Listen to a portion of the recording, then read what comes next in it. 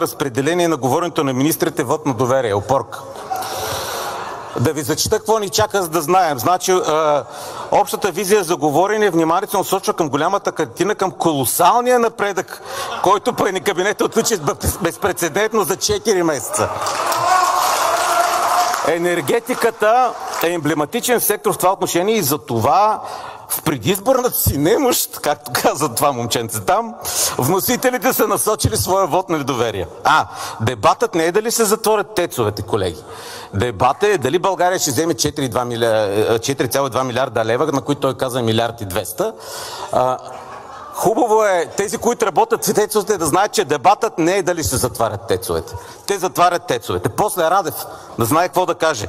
Радев трябва да започне с очертаване на голямата картина в енергетиката. Министър.